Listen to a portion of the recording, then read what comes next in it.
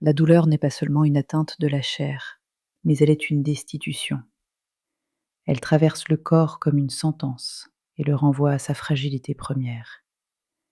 Ce n'est plus alors une souffrance au sens ordinaire, c'est une expulsion hors de soi, une rupture du pacte intime entre l'homme et sa propre enveloppe charnelle.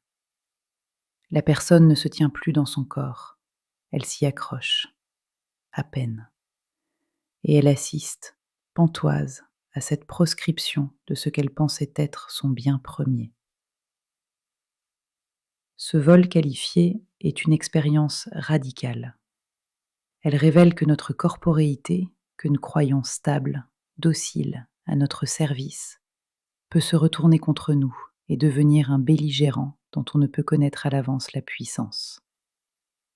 La douleur brise l'habitation, en fissure les fondations. Elle fait vaciller l'identité, parfois même jusqu'à nous faire oublier qui nous pensions être. Elle impose un déplacement intérieur. Nous devenons hôtes précaires de ce qui fut notre demeure. Dans cet effacement, l'homme découvre quelque chose qu'il aurait préféré ignorer, la possibilité d'un vide intérieur, un vide que la douleur veut remplir d'elle-même, un vide qu'elle réclame comme son territoire légitime. La douleur est possessive, elle tente de devenir la seule voix audible, le seul climat du corps, la seule vérité éprouvée. Tendrait-on l'oreille, entendrions-nous? Je m'étendrai sur toi comme les eaux sur l'abîme, et je serai la seule voix qui demeure. C'est ici que se joue une résistance spirituelle, non pour enjoliver la souffrance, mais pour y reconnaître une loi de tension. Là où la douleur dépossède, l'homme peut encore décider ce qui habitera le vide.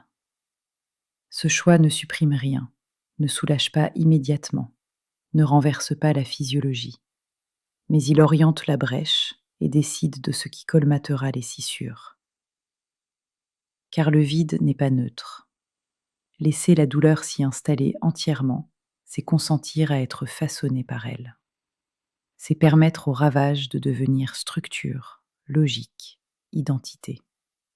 C'est laisser l'obscurité sédimenter dans le corps, jusqu'à ce que la personne dise ⁇ Je suis ce que je souffre ⁇ L'autre voix, plus fragile, plus âpre, mais infiniment plus libre, consiste à laisser la prière occuper l'espace ruiné. La prière ne vient pas en conquérante, bras levés. Elle ne triomphe pas tambour battant. Elle ne parle pas plus fort que la douleur. Elle persiste.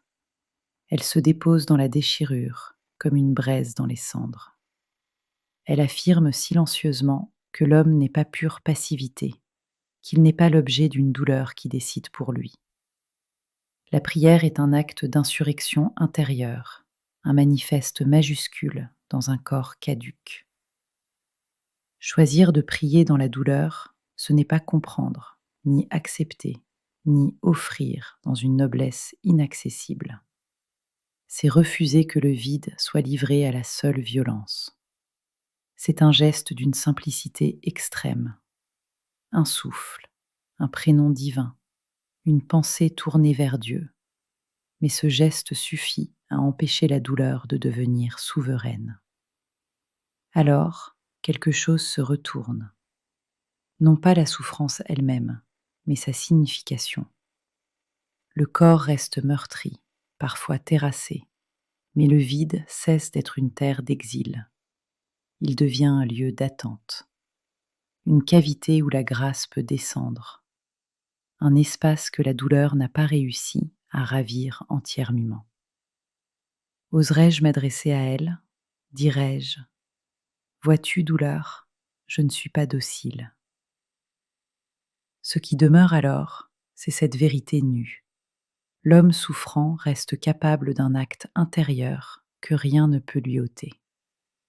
Même lorsque le corps n'obéit plus, même lorsque la pensée vacille, même lorsque tout semble retiré, il subsiste un point, infinitésimal, où l'homme peut dire: Ce vide-là, Seigneur, je vous le laisse. Et ce point, ce presque rien, est déjà un lieu de victoire. Car là où l'homme ne tient plus, Dieu tient pour lui.